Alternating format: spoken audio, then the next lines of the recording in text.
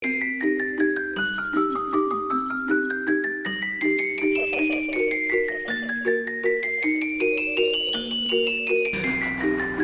and welcome to the Halloween edition of the Library Treasures video series. We're joined today by the Special Collections librarian, Alex Kakma. Alex?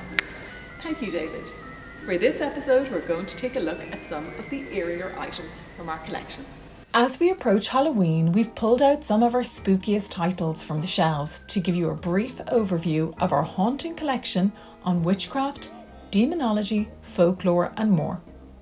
Hold tight to your brooms because this first book is one of the earliest works about witches.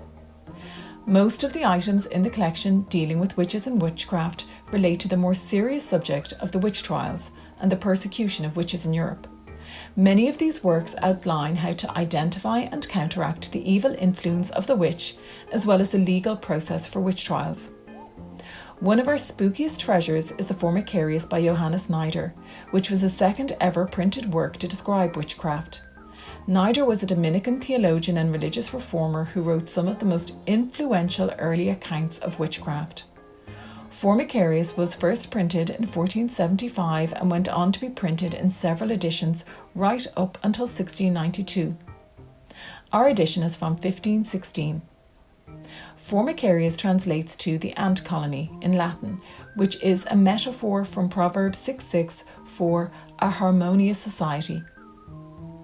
There are 5 sections in the book in which the last deals with witches and their deceptions. In this section, Snyder describes the dealings between witches and demons, gatherings of witches, and the association of magic with women. Snyder describes both male and female witches, but he notes that women were more prone to the temptations of the devil. It is this hysteria that came to characterize the witch trials of early modern Europe. In contrast to Formicarius, On the Illusions of the Demons and on Spells and Poisons by Dutch physician Johannes was among the first works to argue against the persecution of witches. It is a seminal work on demonology, outlining the hierarchical structure of hell, including Satan and demonic spirits. Wehr was sceptical of the witch trials and believed that the cases of witchcraft were probably as a result of delusions and not supernatural in origin. Our copy is the 3rd edition, printed in Basel in 1566.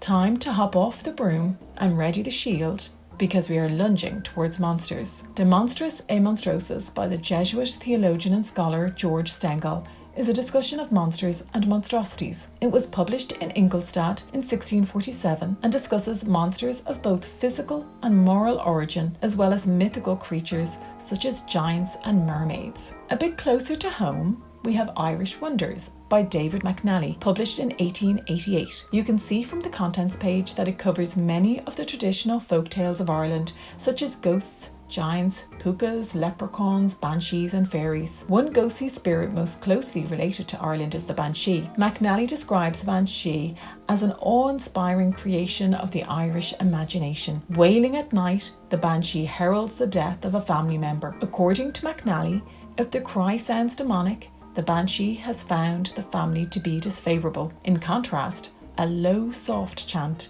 denotes the Banshee's adoration. Mcnally also differentiates between the hateful Banshee and the friendly Banshee, the former being a horrible hag with angry, distorted features, and the latter a young and beautiful female spirit.